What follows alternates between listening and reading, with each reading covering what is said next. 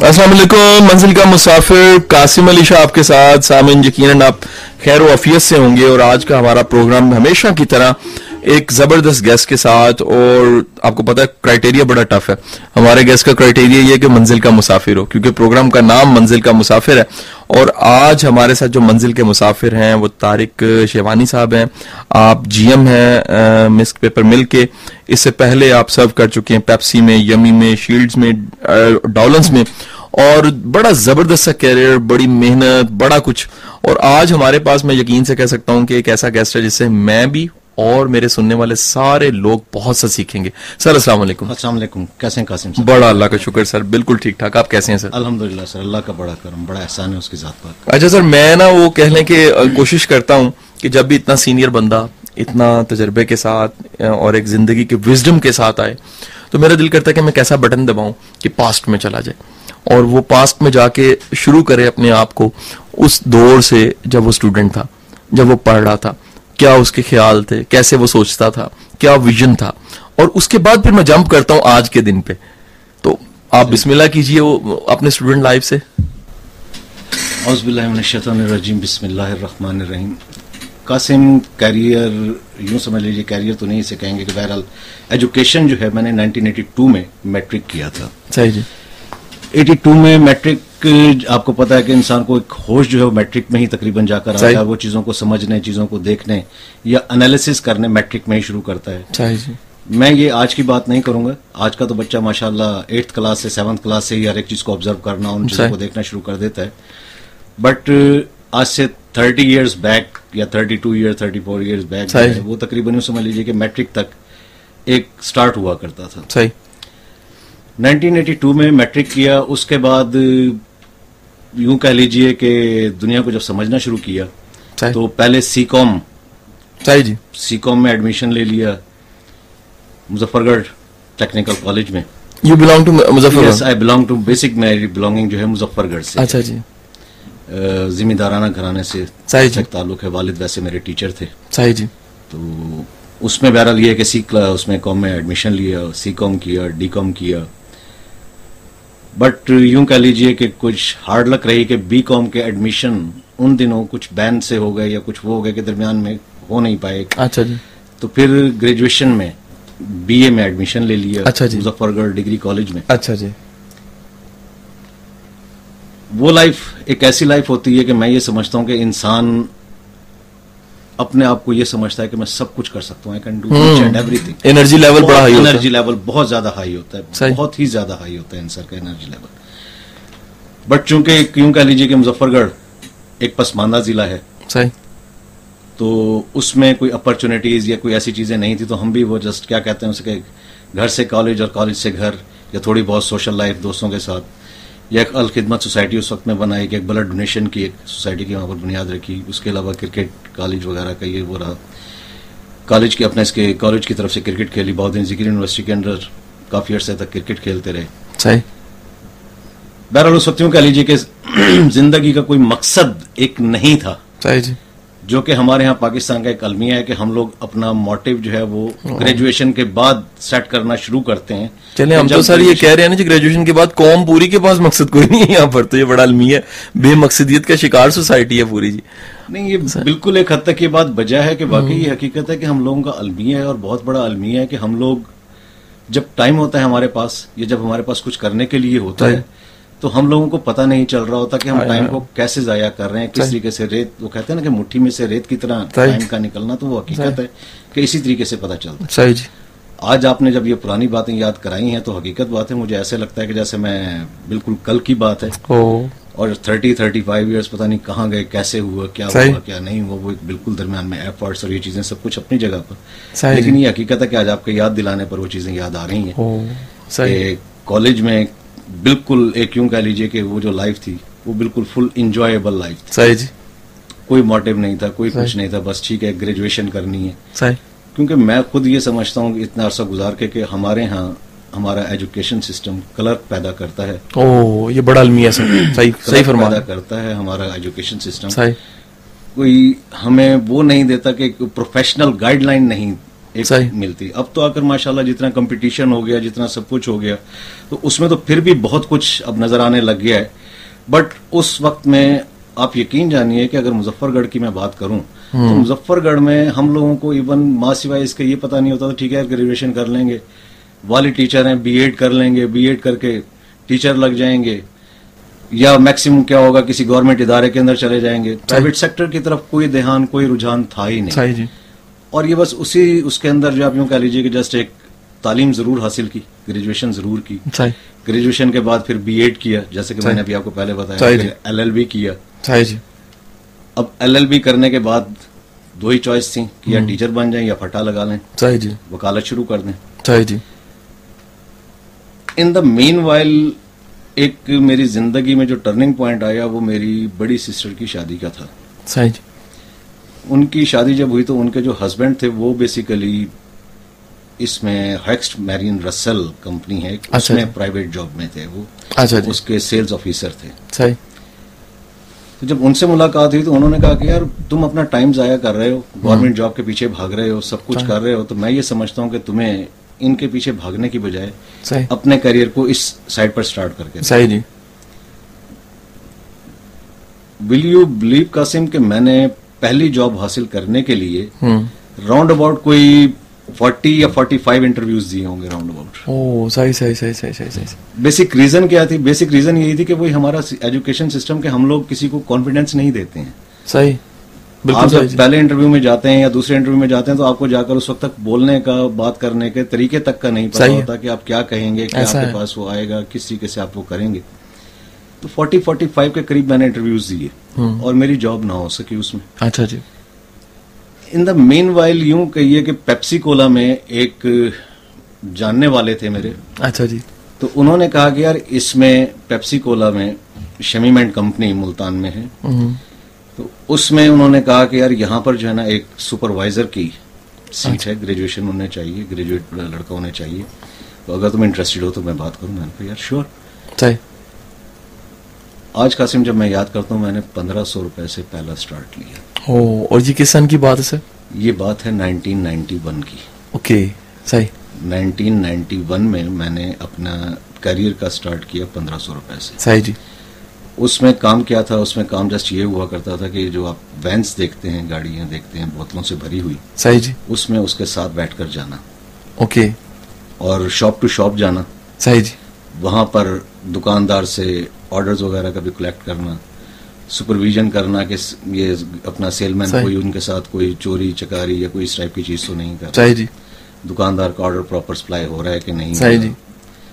तो ये सारी चीजें जो है वहां से स्टार्ट हुई और वहां से जो है मेरा ये इस कैरियर का बेसिकली जो है मेरा वहां से स्टार्ट। सही जी। एजुकेशन का तो जैसे मैंने आपको बताया कि जस्ट पढ़ा जरूर है। सही जी। लेकिन यूं कह लीजिए कि कोई उस वक्त तक कुछ पैशनेट नहीं थे कि क्या है, किस तरीके से पढ़ना है, क्या करना है, क्या नहीं करना। जब इसे कैरियर को ज्वाइन किया कासिम, वहां पर आकर फर्स्ट टाइम मुझ में पैशन आना शुरू हुआ। ओके। जब मैंने देखा कि यार इसमें जो एरिया सेल्स मैनेजर हैं, सही जी, उनके पास गाड़ियां भी हैं, गाड़ियां कंपनी की तरफ से उन्हें मिली हुई हैं। सही जी। सेल्स ऑफिसर्स हैं तो उनको कंपनी ने 1 to 5 दिए हुए हैं, बाइक्स दी हुई हैं। सही जी।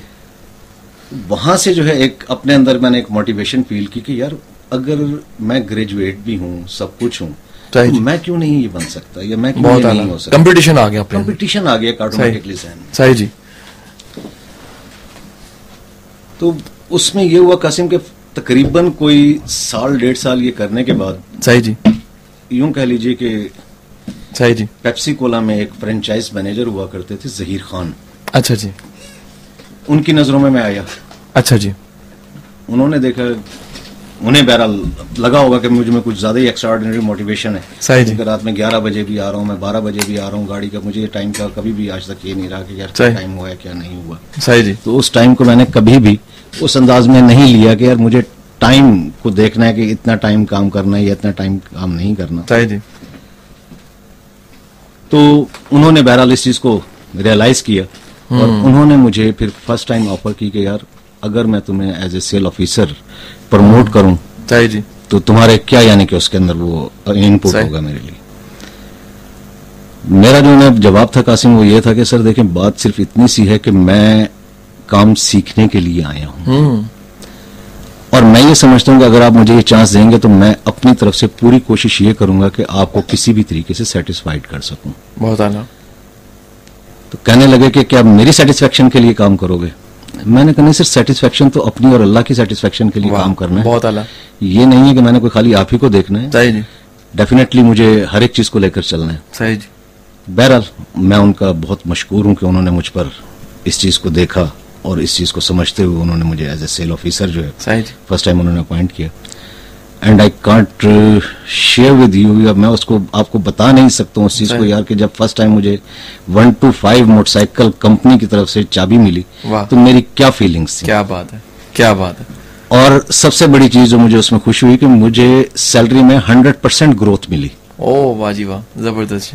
1 साल 1.5 साल के अरसे के अंदर जब ये चीज मिली तो वहां से जो है मेरा मोटिवेशन लेवल और ज्यादा हाई हुआ। तारिक साहब, जब इंसान स्ट्रगल करता है और अपनी मेहनत के बाद कोई रिवार्ड मिलता है और उसको अपनी मेहनत पे यकीन आ जाता है, एक बड़ा मजे का लम्हा होता है।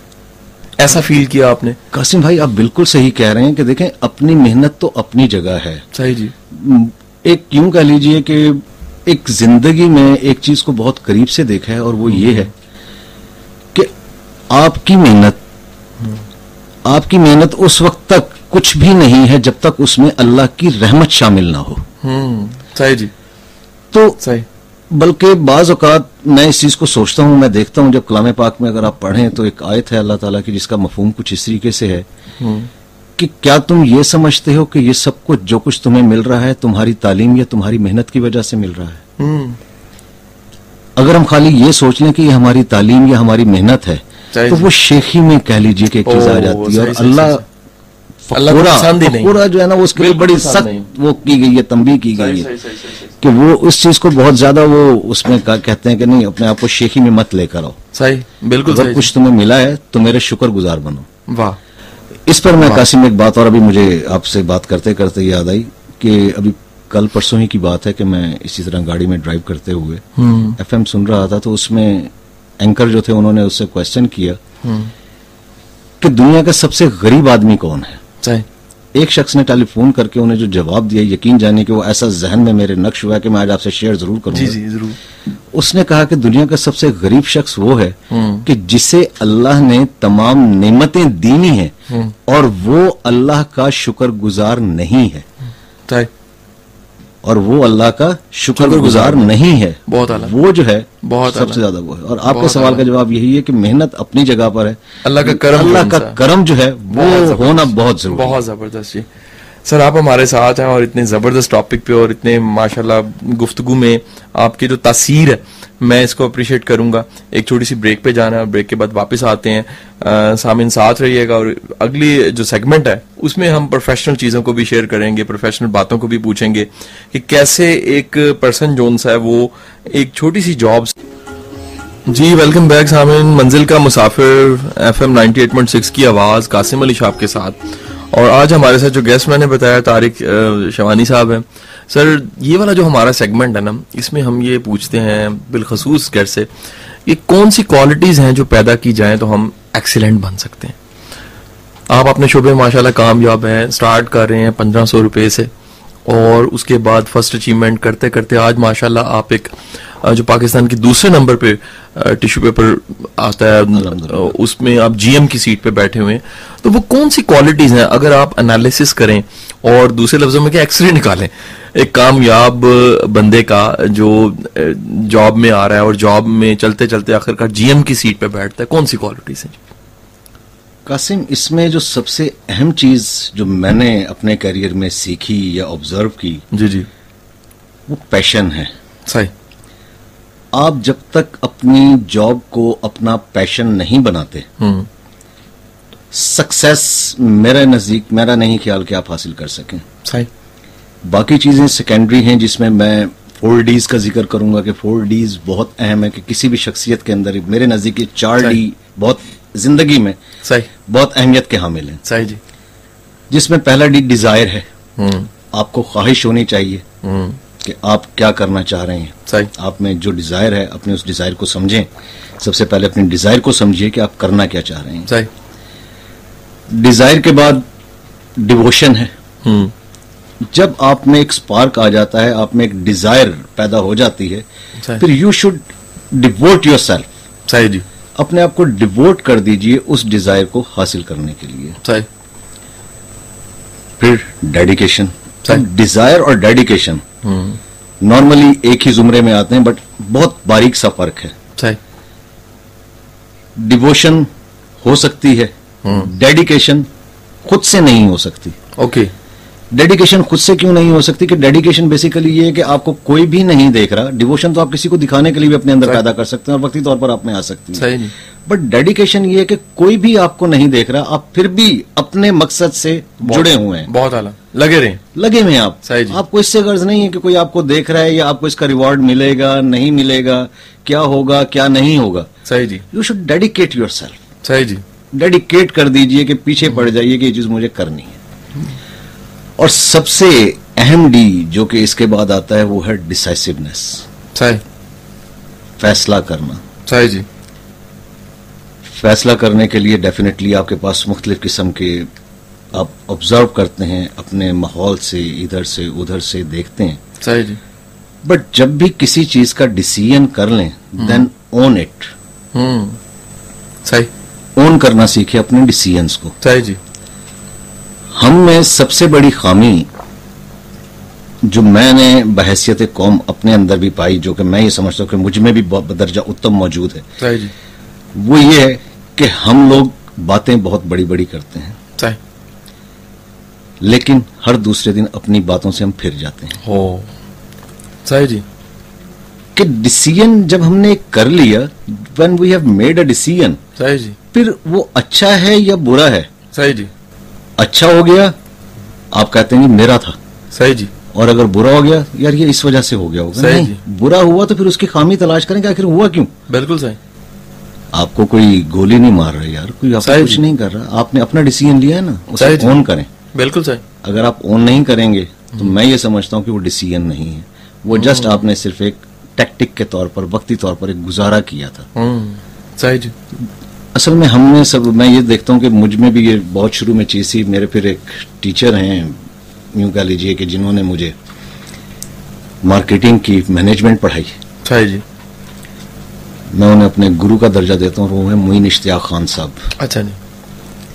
यमी में सेल्स डायरेक्टर थे। अच्छा जी। डॉलेंस में भी वो रहे और डॉलेंस में as a national sales manager रहे। सही।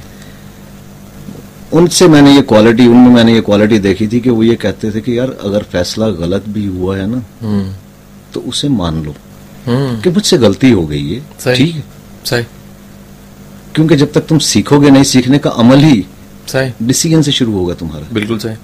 कि आपने गलती की, आपने उससे सीखा, फिर आपने वो किया और उसके बाद आप ऑन एंड ऑन आप करते रहेंगे फैसला, तो कहीं ना कहीं जाकर तो आप में कॉन्फिडेंस आएगा। बिल्कुल ठीक है। कहीं पे जाकर तो आप सीखेंगे। सही जी। इसी तरीके से मैं आज के हवाले से कासिम, मैं सिर्फ ये कहूंगा कि जो चीज मेरे जिंदगी का निचोड़ है वो मैं अपने आप से जब भी पूछता हूँ कि यार तुम क्या यानी क्या समझते हो, तो मैं ये कहता हूँ कि यार मुझे अच्छे टीचर बहुत मिले, लेकिन शायद मैं अच्छा टीचर नहीं बन पाया।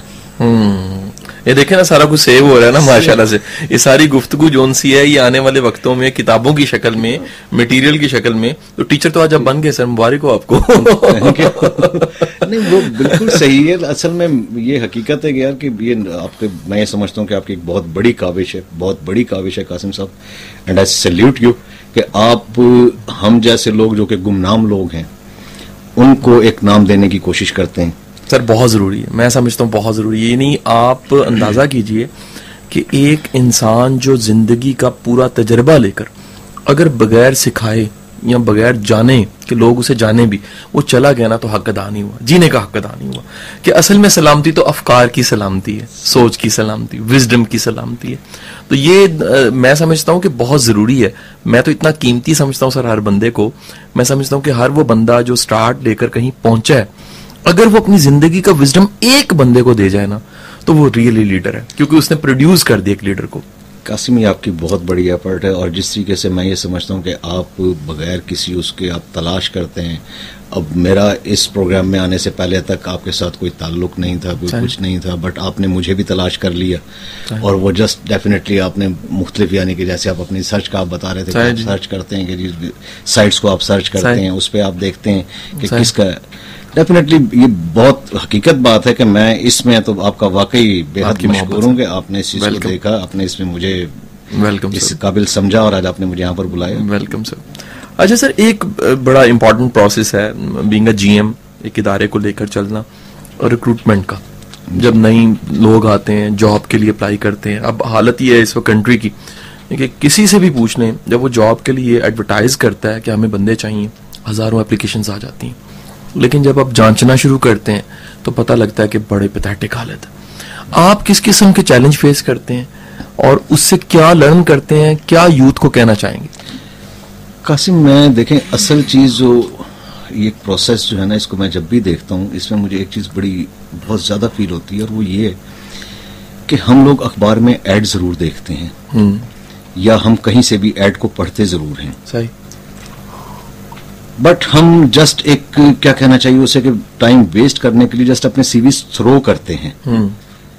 हमारा कोई उसमें कोई हमारा कोई प्लानिंग नहीं होती, हमें ये पता नहीं होता कि ये जॉब आया मेरे लिए सूटेबल है भी कि नहीं है, बट हम जस्ट अपने सीवी थ्रो करते हैं। उसके बाद जब भी यूथ के बारे में खास तौर पर मैं कहूंगा कि बेचारा जो नया बच्चा जब पढ़कर निकलता है तो हमारे यहाँ, चूंकि मैंने जैसे शुरू में आपसे कहा कि प्रोफेशनल कोई अप्रोच है ही नहीं कि हम प्रोफेशनली किसी को गाइड करेंगे, यार ये आप इस फील्ड के लिए बेहतर हैं, आप इस फील्ड में जाएं, आप इस फील्ड में जाएं, तो जाहिर है कि उसे कुछ नजर नहीं आ रहा होता, जस्ट अपने सीवी थ्रो कर रहा होता है। सही जी। तो सबसे पहले तो उसे ये डिसाइड करना चाहिए कि यार कोई भी अगर यंगस्टर कोई भी है, उसे पहले सबसे पहले ये डिसाइड करना चाहिए कि मैं किस फील्ड में जाना चाहता हूँ। जस्ट जॉब हासिल करना मकसद नहीं होना चाहिए। स्पेशलाइजेशन क्या होनी चाहिए? स्पेशलाइजेशन क्या होनी चाहिए? अगर स्पेशलाइजेशन फॉर एग्जांपल नहीं भी कर सकता, एक आर्ट्स ग्रेजुएट है, बट कम से कम अपने जहन में एक फील्ड को तो चुन लेना कि मैंने सेल्स की फील्ड में जाना है, मैंने मार्केटिंग की फील्ड में जाना है, मैंने क्लरिकल उसमें जाना है, मैंने अकाउंट्स में जाना है, मैंने कहाँ जाना है, एक कम से कम एक फील्ड अपने जहन में जरूर बना ले। क्योंकि मोस्टली देखा यह गया है कि एक शख्स जब आपके पास आता है, आप उसे फॉर एग्जांपल नए शख्स को एक हायर भी कर लेते हैं, तो वो 5 से 7 दिन सेल्स में काम करने के बाद वो कहता है सर ये तो अजीब ही दुनिया है। ओ बिल्कुल सही, उसकी दुनिया नहीं है ना, उसकी दुनिया नहीं होती। सही। तो ये बेसिकली जो है ना हमारी यूथ में सबसे बड़ी जो कमी है, वो भी हमारी कमी क्या, उसमें यूथ में बिचारी में क्या, मैं तो ये कहूंगा कि हमारी फ्रस्ट्रेशन है कि जब हमें जॉब नहीं मिल रही होती तो हम जस्ट एक थ्रो कर रहे होते हैं सीरीज को, यार हम इधर भेज दें, हम उधर भेज दें, हम उधर भेज दें, शायद हमें वहां से कुछ मिल जाए, शायद वहां से कुछ मिल जाए। एक तो ये चीज बहुत ज्यादा है, ठीक, सबसे ज्यादा जो प्रॉब्लम होती है वो सीवीज को सॉर्ट आउट करने में होती है। फिर दूसरी चीज देखें, आप अक्सर देखिए कि कंपनीज ने तमाम ने लिखा हुआ होता है कि आप जब भी कोई सीवी ईमेल करें तो उसके सब्जेक्ट में आप पोस्ट अप्लाइड जरूर लिखें। विल यू बिलीव कासिम के तकरीबन कोई 60% सीवीज ऐसे होते हैं जिसमें कोई पोस्ट लिखी भी नहीं होती, जस्ट सीवी। ओहो, सही सही सही सही सही। अक्सर लोगों के सीवी जाया इसीलिए हो जाते हैं कि उन्होंने पोस्ट नहीं लिखी हुई होती। सही। अब देखें, आप 2000-2500 एप्लीकेशन लेकर बैठे हुए हैं, सही जी, आपने स्पेसिफाइड किया हुआ है कि मुझे ये 3 या 4 पोस्ट चाहिए। सही जी। आप पहले किसको सिलेक्ट करेंगे? पहले आप उसको सिलेक्ट करेंगे जिसके ऊपर आपके सामने लिखा हुआ है कि इसके ऊपर है पोस्ट मेंशन। सही जी। अगर उसमें से आपके काम का बंदा निकल आया ठीक, सही, नहीं तो फिर आप सेकंड या थर्ड प्रायोरिटी पर उनके सीवी चेक करेंगे जिन्होंने खाली सीवी लिखकर भेजा हुआ है। बिल्कुल ठीक है, बिल्कुल ठीक है। तो असल में इस चीज का खसूसी तौर पर हर शख्स को ख्याल रखना चाहिए कि सीवी जब भी भेजे, सही, कहीं पर भी भेजे तो उसमें पोस्ट अप्लाइड जरूर लिखे। बहुत जरूरी है, बिल्कुल बहुत जरूरी है, सही जी, बहुत ज्यादा जरूरी सही जी। फिर एक अक्सर शिकायत जो मैंने सुनी या जो मुझसे खास तौर पर इंटरव्यू के दौरान यूथ आकर करती है, वो ये कहती है कि सर आप लोग इंटरव्यू पर तो बुला लेते हैं बट सिलेक्ट नहीं करते। इसके बारे में मेरे जहां तक अपनी अप्रोच है वो ये कि देखें, मुख्तलिफ पोस्ट होती हैं। कुछ पोस्ट ऐसी होती हैं जिसमें आप यंग, एनर्जेटिक या करियर जो स्टार्ट करने वाले हैं उन्हें आप रख सकते हैं, ठीक है। बट कुछ पोस्ट्स ऐसी होती हैं जिसमें एक एक्सपीरियंस रिक्वायर्ड होता है। सही। और खास तौर पर जब से हमारे मुल्क में यूं कह लीजिए कि कुछ प्रोफेशनल इदारे जैसे कि लम्स है या इस टाइप के IBA है, सही जी, इस टाइप के इदारों ने जब से ये MBAs और ये इसमें कराने शुरू किए हैं, तो बहुत सारे जितने भी हमारी मल्टीनेशनल कंपनीज हैं उनका रुझान ही उस तरफ हो चुका है। तो बेचारे ले दे के हमारे पास जो अपना उनमें रह जाते हैं, वो बेचारे हमारे जैसे ही लोग रह जाते हैं जो कि एक हैं।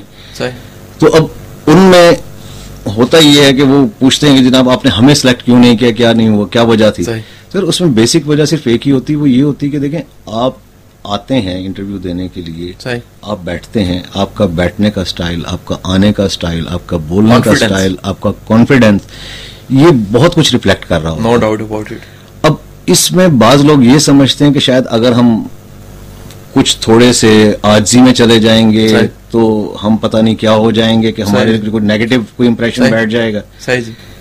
अब वो क्या होता है कि आप आए, आके आपने दरवाजा खोला, आकर आप बैठ गए, और बाज औकात बैठते हुए यकीन जानिए कि ऐसे ऐसे स्टाइल देखने को मिलते हैं कि इंसान परेशान होता है क्या क्या कि जॉब लेने आए या देने के लिए आए हैं। तो बहरहाल तो एक जोक में आ गई। तो वो बेचारे जो है ना, अभी चूंकि मैं वो भी फिर वही कहूंगा कि मैंने भी जैसे आपको पहले बताया कि मैंने भी 40 इंटरव्यूज दिए थे। इंटरव्यू देना एक फन है, नो डाउट अबाउट इट। सही बात, ये भी एक फन है और इसे यंगस्टर्स को सीखना चाहिए। और इसमें मेरी गुजारिश तालीमी इदारों से ये होगी कि वो एटलीस्ट अपने स्टूडेंट्स का वक्तन पर वक्तन एक ओरिएंटेशन करवाते रहा, वर्कशॉप की शक्ल में, सेमिनार की शक्ल में, ताकि उनमें कम से कम ये चीज डेवलप हो जाए। नो डाउट बहुत जरूरी है सर, ये बहुत जरूरी है। और इसके बगैर देखें, मैं आपको हकीकत बता रहा हूं कि जितना सख्त कंपटीशन होता जा रहा है और जिस तरीके से लिमिटेशंस आती जा रही हैं, उसमें ये चीज बहुत जरूरी हो गई है। ऐसा है। अब उसमें पहली चीज तो हम यही देखते हैं कि यार इसकी पर्सनैलिटी क्या है। सही जी। पर्सनैलिटी क्वालिफाई कर गई, उसके बाद आ जाते हैं हम क्वेश्चन एंड आंसर्स के ऊपर। सही। अब होता यह है कि अगर हम कोई तालीमी क्वेश्चन उनसे पूछें, जैसे मैं बेसिक लड़के की बात करूंगा, अगर उनसे आप उनकी स्टडीज के बारे में पूछें कि यार आपने पढ़ा है, तो इसके फॉर एग्जांपल MBA करके एक शख्स आया है, उससे मैं ये पूछता हूं कि उससे मेरा पहला क्वेश्चन जो होता है वो ये होता है कि यार व्हाट इज सेल्स। अब सेल्स एक ऐसा लफ्ज है कि जिसमें आकर अक्सर लोग उलझ जाते हैं। उन चीजों को बेचना, सिंपली यार आप MBA करके आए हैं, आपने MBA की डिग्री ली है, आप माशाल्लाह से पढ़े लिखे हैं, यू शुड नो कि व्हाट इज सेल्स। सही जी। अब सबसे बड़ी चीज जो मैंने देखी है कासिम, वो ये है कि तालीम को जस्ट हम बुक्स तक लेते हैं। ओ बुकिश बातें सर, बुकिश बातें अपनी जगह पर है, वो हैं, आप वो करें, आपने पढ़ी है, आपको वो करनी चाहिए, बट आपका अपना भी एक वो होना चाहिए, ओपिनियन, विजडम होना चाहिए, अपना एक ओपिनियन होना चाहिए। वो आपकी पर्सनैलिटी को जाहिर करता है कि यार ये आपने खाली बुकिश बात नहीं की, बजा आप उसमें कुछ ना कुछ अपने पास से ऐड कर लें। सही जी। 2 लफ्ज ऐड कर लीजिए, 3 लफ्ज ऐड कर लीजिए, कम से कम उसको इस अंदाज में डिस्क्राइब कीजिए कि वो बुकिश ना लगे। बिल्कुल ठीक है। अच्छा, अब ये तो हो गया यंगस्टर के लिए कि वो अमूमन जो गलतियां होती हैं वो यही बैठने की, उठने की, चलने की चाल।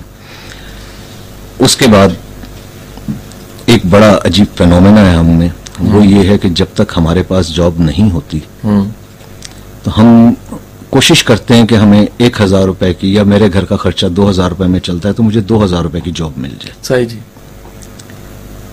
जिस दिन 2000 रुपए की जॉब मुझे मिल जाती है, एक हफ्ते के बाद मेरा कैलिबर चेंज हो जाता है।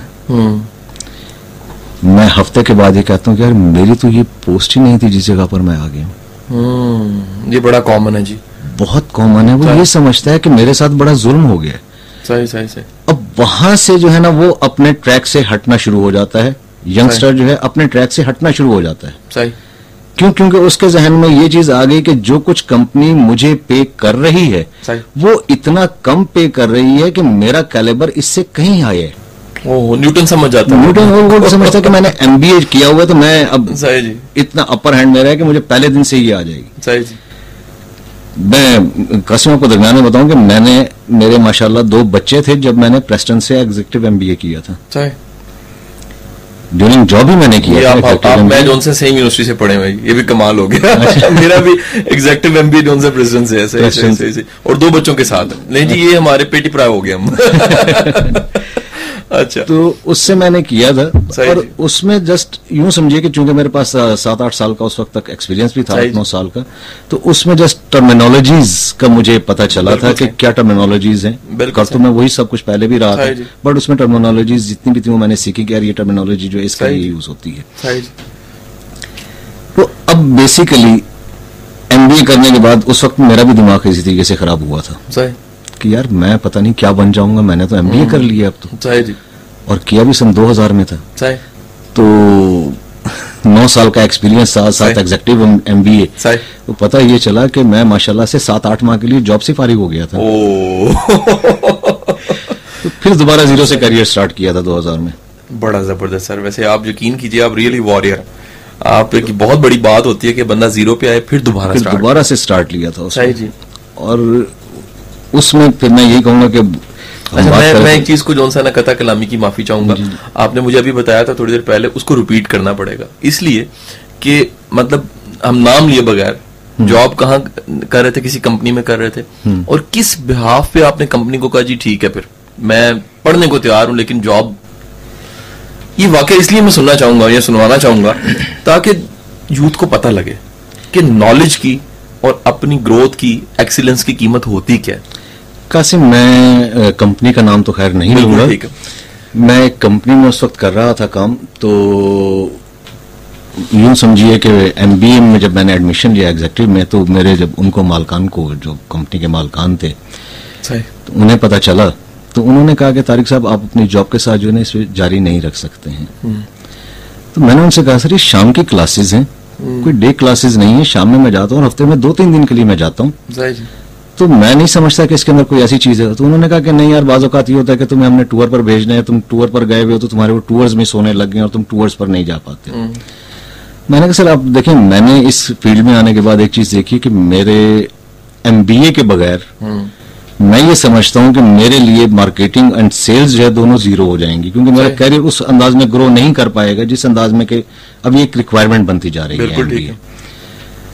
हायर पोस्ट के ऊपर सारे एमबीए हायर किए जा रहे हैं, सब कुछ उनके हाथ में जा रही है चीज। तो मैं अपने आप को जीरो नहीं करना चाहता हूं, मैं इसमें चाहता हूं कि मैं पढ़ूं। बहरहाल किस्सा मुख्तसर ये कि उन्होंने कहा तारिक साहब आप देख लीजिए, जॉब कर लीजिए, एमबीए पर कर लीजिए। आप यकीन जानिए कि बहुत टफ डिसीजन था, बहुत टफ डिसीजन था कि 2 बच्चे भी आपके हों और आपका गुजारा सिर्फ उसी पर चल रहा हो।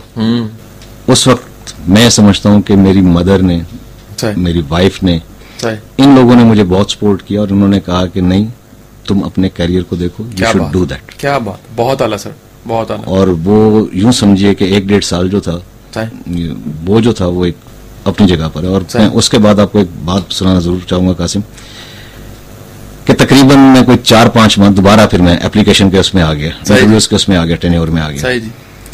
और सबसे बड़ी मजे की बात ये हुई कि यमी आइसक्रीम में मैंने as a sales officer application भेजी। वहां पर ये मोइन इश्तियाक साहब जिनका मैंने आपसे जिक्र किया, ये वहां पर थे, इन्होंने मुझे इंटरव्यू के लिए बुलाया। इन्होंने मुझे मार्केट में पेप्सी के जमाने में कहीं काम करते हुए देखा था, तो इन्होंने मुझे इंटरव्यू के लिए बुलाया। और जब मेरा इंटरव्यू वगैरह हो गया तो मुझे लास्ट टाइम तक नहीं पता था कि I was hired as a regional sales manager. ओ माशाल्लाह, जबरदस्त, क्या बात है, यानी कुदरत ने संभाल लिया ना फिर आपकी मेहनत। लेकिन मैंने एप्लीकेशन दी थी सेल्स ऑफिसर रैंक पर, वाह क्या, और अपॉइंट हुआ था मैं as a regional sales manager. बहुत आला, बहुत आला जी। और उस दिन जब मुझे उन्होंने ये कहा था कि यार 1 हफ्ते के बाद लाहौर आकर अपनी गाड़ी ले जाना, क्या बात है, you can't believe that scenario कि मैं बहुत आला जी, बाइक से गाड़ी पर जा रहा था। बहुत आला, बहुत आला जी। तो वहां से जो है ना, मैंने फिर ये चीज अपने जहन में बिठा ली थी कि कुछ भी नहीं है, आपका काम सिर्फ कोशिश करना है, मेहनत करना है। आप कोशिश करें, आप मेहनत करें और रिजल्ट्स अल्लाह पर छोड़ दें। नो डाउट अबाउट, देर जरूर होती है, अंधेर नहीं होता। बिल्कुल सही सर, बिल्कुल सही सर। सर एक छोटी सी ब्रेक पे जाते हैं। ये तो मजा इतना जबरदस्त है, सच्ची बात है, मैंने आज ब्रेकिंग कम कर दी। मैंने कहा खैर है, ये इतना मुझे टेस्ट आ रहा है, आपकी बातों में इतनी क्लैरिटी है, इतना फोकस है और इतनी खूबसूरती है। सबसे बड़ी बात सर बातों में सच है, और सच इतनी ताकतवर चीज होती है। सच जिंदा रहता है, सच की अपनी लाइफ होती है। सच जो उनसे वो यानी बताता है अपना आप, लाख छुपा लें, बताता है कि सच है। सामीन एक छोटी सी ब्रेक, और ब्रेक के बाद वापस आके तारिक साहब से हम पूछते हैं पेपर मिल के हवाले से, मिस के हवाले से, और वहाँ की एक्टिविटीज और 3 साल में क्या सर्विसेज रही और क्या डिलीवर किया। छोटी सी ब्रेक, और ब्रेक के बाद वापसी। सामीन, कासिम अली शाह मंजिल का मुसाफिर, FM 98.6 की आवाज, और हमारे साथ तारिक शिवानी साहब। तारिक साहब, हम बात कर रहे थे मिस पेपर मिल की, आप 3 साल से सर्व कर रहे हैं, किस सिचुएशन में थी, आज की सिचुएशन में, किन टारगेट्स के साथ आपने टीम को चला दिया, क्या अज़ाइम है फ्यूचर के, क्या प्लान्स हैं और क्या प्रोडक्टिविटी? कासिम, मैं पहले थोड़ा सा तारुफ आपको मिस्क पेपर मिल के हवाले से करा दूं। मिस्क पेपर मिल बेसिकली सिस्टर कंसर्न कंपनी है एसवी अरूबा ग्रुप की, जिसके अंडर अम्ब्रेला जो है एनवायरो भी काम कर रहा है, हायर काम कर रहा है। हमारे जो सीईओ हैं वो हैं करामत शाह साहब, करामत शाह अफरीदी साहब हैं। उनका विजन और उनका मिशन बेसिकली हमें मुझे वो मोटिवेट करता है और मुझे वो लेकर चलते हैं। उसके रीजन में उनका नाम मैंने इसलिए भी लिया, और उनका उसकी मैं रीजन आपको ये भी दूंगा कि असल विजन और मिशन मैं कुछ भी उसे डिफाइन कर लूं, उस वक्त तक वो ऑथेंटिकेट नहीं है जब तक उसके ऊपर सीईओ की स्टैंप ना लग जाए। सही। उनका विजन बिल्कुल क्लियर है। सही। और हमारा मिशन बिल्कुल क्लियर है। सही। टिश्यू पेपर की इंडस्ट्री में यूं समझ लीजिए कि बहुत प्लेयर्स हैं, नामी ग्रामी लोग हैं, बट एक अनफॉर्चून पाकिस्तान में ये रहा है कि टिश्यू पेपर की क्वालिटी के बारे में आज तक किसी को कुछ पता ही नहीं कि क्वालिटी है क्या। इसमें क्वालिटी कॉन्शियस कस्टमर है जरूर, बट उसे ये नहीं पता कि क्वालिटी क्या है। टिश्यू पेपर के हवाले से जो हमारा प्लान है वो हमारे कस्टमर को एजुकेट करना about the quality of tissue paper. बहुत आला। सही जी। उसमें पहली चीज मैं आपको बताऊं कि टिश्यू पेपर बेसिकली 3-4 किस्म के रॉ मटेरियल से बनता है। सही। जिसमें एक वर्जिन पल्प बहुत यूज होता है, उसे वुड पल्प भी कहा जाता है। सही। मैक्सिमम बाहर से इंपोर्ट होता है। बहुत सारे रिसोर्सेज हैं उसके, बहुत सारी जगह हैं जहां से इंपोर्ट किया जाता है। फिर सेकंड जो है वो यूं कह लीजिए कि ऑफिस वेस्ट या कार्ड्स वगैरह जो हैं इससे भी बनता है, वो रिसाइकल होता है बेसिकली। फिर सबसे लास्ट जो क्वालिटी है वो आपकी बिल्कुल जो एक मामूली रद्दी होती है, जो कि रद्दी उसको रिसाइकल करके इसको बनाया जाता है। सही जी। कासिम, हमारा विजन और मिशन ये है कि हम मिस्क के नाम से 100% वर्जिन पल्प यूज कर रहे हैं।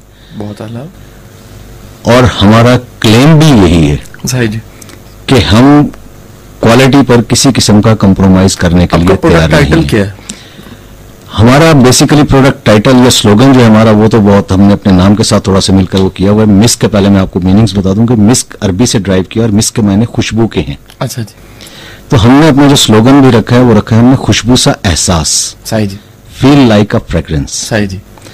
तो इसमें आप यूं कह लीजिए कि बिल्कुल हटकर थोड़ा सा एक हमने रखा है, हमने सिर्फ अपने नाम के साथ अटैच किया, वरना अमूमन लोग जो उसे अपने उसके साथ अपनी प्रोडक्ट की किसी क्वालिटी के साथ उसे अटैच करने की कोशिश करते हैं और ज्यादातर उसी अंदाज में उसको लेकर चलते हैं। बट ये थोड़ा सा एक थीम हटकर इसलिए रखा कि एहसास एक ऐसी चीज है कि अगर एहसास क्वालिटी का एहसास जाग जाए और आप क्वालिटी को देखने लग जाएं और आप क्वालिटी को समझने लग जाएं तो आपको खुद आइडिया हो जाएगा कि क्या है। बहुत है ना। टिश्यू के बारे में अमूमन ये तासुर लिया जाता है कि उसकी मुलायमियत, उसका मुलायम होना या नरम होना एक क्वालिटी है। But I disagree with that. वो उसकी अपने यूं कह लीजिए कि क्यूएसपी तो हो सकता है, यूनिक सेलिंग पॉइंट तो हो सकता है उसका, बट उसकी क्वालिटी वो नहीं है। सही जी। टिश्यू पेपर आपका यूजेज जो है वो आपका है एब्जॉर्ब करने के लिए। बिल्कुल सही। आपको अगर पसीना आया तो आपको एब्जॉर्ब करे। सही जी। आप अगर पानी से हाथ धोकर आए उसको एब्जॉर्ब करे। बिल्कुल। आपने अगर किसी चीज को क्लीन करना है, किसी को साफ करना है तो उसे क्लीन कर दे। सही जी। लेकिन हमारे यहाँ चूंकि एक नई हमारी एक वो है जहत है कि नहीं हम इसे नरमी से लेंगे या हम उसे उससे लेंगे कि नहीं, हमारा ये चीज जो है ना बहुत वो है। सही। तो हमने इसमें थोड़ा सा ये पक रखा है कि हमारा जो जीएसएम है, जीएसएम मीन हम ग्राम पर स्क्वायर मीटर लेते हैं कि उसकी जो ग्रामेज यानी कि थिकनेस जो होती है उसकी, वो हमने दूसरों से थोड़ी सी ज्यादा रखी हुई है अपनी एब्जॉर्प्शन के लिए। एब्जॉर्प्शन के लिए। सही जी। तो हम और सेकंड जो मैंने जैसे पहले आपको फर्स्ट बताया कि हम 100% विजन पल्प के अलावा नहीं करते। सही जी। अब सेकंड ब्रांड हम अपना लॉन्च करेंगे, क्योंकि मार्केट हमें उसमें वो कुछ नहीं दे पा रही, क्योंकि कस्टमर को बेचारे को इसकी क्वालिटी का पता नहीं है। सही जी। लेकिन हमारा ये अहद है कि हम मिस्क के नाम से लॉन्च नहीं करेंगे उसको, सेकंड क्वालिटी को। मिस्क में हम इंशाल्लाह 100% विजन पल्प ही कस्टमर को प्रोवाइड करेंगे, मिस्क के नाम से। मिस्क के नाम से हम देंगे। सही जी। दूसरा ब्रांड अगर कोई लॉन्च किया तो किसी अदर नाम से लॉन्च करेंगे, बट उसमें अगर कोई हमने मिक्सिंग या उस तरफ हमने जाना हुआ, बट मिस्क के अंदर इंशाल्लाह हम कस्टमर से हमारी कमिटमेंट है और हमारा विजन है, हमारा मिशन है कि हम उसको बहुत बिल्कुल सही मायनों में उसको अच्छी क्वालिटी में हम उसको देंगे। सर R&D का शोबा है आपका? जी बिल्कुल। रिसर्च एंड डेवलपमेंट के बगैर तो आपको पता है कोई भी चीज कंप्लीट नहीं होती। उसमें आप यूं समझिए कि हम लोगों ने जब इसका स्टार्ट किया था मिस्क का, आज से 2009 में बेसिकली इसका हमने स्टार्ट किया था और मैंने इस कंपनी को 2011 में ज्वाइन किया था। सही जी।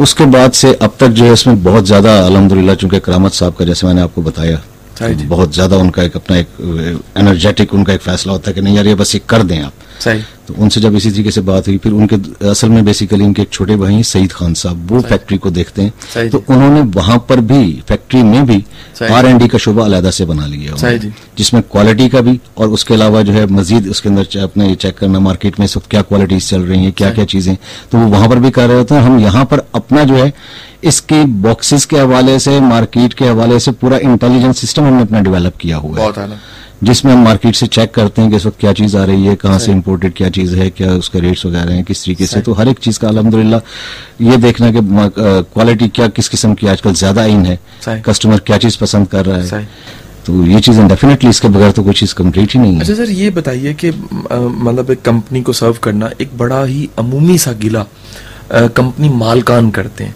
मैं मतलब आपसे सोल्यूशन चाह रहा हूँ, यकीनन आप सर्व कर रहे हैं। कंपनी मालकान अक्सर ये गिला करते हैं कि लोग हमारे काम को अपना काम नहीं समझते। कैसे ये गिला दूर किया जाए और क्या वजह होती है? यानी आप भी कंपनी मालकान में शामिल है, मैं समझता हूँ। जीएम एक ऐसी पोस्ट होती है जो रन करने वाले लीडर्स में आते हैं, लेकिन जो सबऑर्डिनेट्स हैं, जो टीम है, बाज़ औक़ात वो बड़ी अनकेरी सी और बड़ी नॉन अटैच सी उनकी पर्सनैलिटी होती है। वो लगता ही नहीं कि हमारी टीम में शामिल है, वो लगता है जैसे दुश्मनों के ज्यादा दोस्त हैं। तो ये इसका सोल्यूशन क्या है? कासिम, बहुत अच्छी आपने बात की, बड़ी अच्छी तरफ आपने तवज्जो दिलाई है मेरी। ये असल में कासिम होता ये है कि ओनरशिप के बगैर कोई भी चीज नहीं है। आपकी सक्सेस में, जैसे मैंने पहले आपसे कहा, पैशन में ओनरशिप भी आती है। जी। आप ओन ही करते हैं ना चीज को, आप अपनी उसी चीज को अपना पैशन बनाएंगे जिसको आप ओन कर रहे होंगे। सही जी। तो हमारे यहाँ ये भी एक फिनोमेना है कि हम चीज को ओन नहीं करते हैं। सही जी। अब फॉर एग्जांपल अगर मैं अपनी उसकी पोस्ट की बात करूं कि जिस पोस्ट पर मैं काम कर रहा हूं, मेरा काम क्या है? सही जी। मेरा काम बेसिकली जो बेसिक्स में अगर मैं जाता हूं तो वो ये है कि मुझे मालकान को भी उस अंदाज में वो करना है कि वो इस चीज को समझें कि यार ये मार्केट की रिक्वायरमेंट है। ठीक हो गया। और इसी तरीके से एम्प्लॉयज को भी ये बताना है कि यार ये मालकान की सोच ये है, हमें इस सोच को इस तरीके से अडॉप्ट करना पड़ेगा। बिल्कुल सही। ये बेसिकली आप यूं समझ लीजिए कि जो हमारी हायर मैनेजमेंट, जिसको मैनेजमेंट में भी आप यूं कह लीजिए कि हायर मैनेजमेंट है, फिर मिडल है, फिर फ्रंट लाइन है, तो उन सबको स्ट्रीमलाइन करना ही मेरी रिस्पॉन्सिबिलिटी है। बिल्कुल ठीक है। तो उसमें मैं ये समझता हूं कि उनको सबसे ज्यादा जो मुझे कह लीजिए कि मुश्किल आती है वो अपनी टीम को समझाने में आती है, मालकान को समझाने में मुझे इतनी नहीं आती। बिल्कुल ठीक है। कि उन्हें मैं फिर भी गाइड कर लेता हूं उनके साथ। हाँ, बाज़ औक़ात उनके भी अपने कुछ होते हैं कि नहीं यार ये चीज आप इसको ऐसे नहीं ऐसे करें। सही। लेकिन एक चीज के ऊपर मैं बहुत ज्यादा अड़ जाता हूं। मैं मालकान के साथ जो है सिर्फ एक चीज पर अड़ता हूं और वो बहुत ज्यादा अड़ता हूं। वो मैं ये कहता हूं कि मजदूर को मजदूरी उसके पसीना खुश्क होने से पहले मिलनी चाहिए। बहुत जरूरी है सर, बहुत आला। और अल्हम्दुलिल्लाह सुमा अल्हम्दुलिल्लाह मेरे मालकान मेरी इस चीज को रियलाइज भी करते हैं और मेरे साथ इसमें कोऑपरेट भी करते हैं। बहुत आला सर, बहुत आला जी। और इसी चीज को लेकर जो है हम फिर अपने उसको टीम को भी इसी चीज के ऊपर मोटिवेशन में रखते हैं। उनका सबसे बड़ी चीज ये है कि हमें इससे गर्ज नहीं है कि कोई आप उसको क्या सैलरी देंगे, क्या पैकेज देंगे, वो मार्केट का कम्पिटिटिव आप देखें, उसके हिसाब से रखें। बिल्कुल सही जी।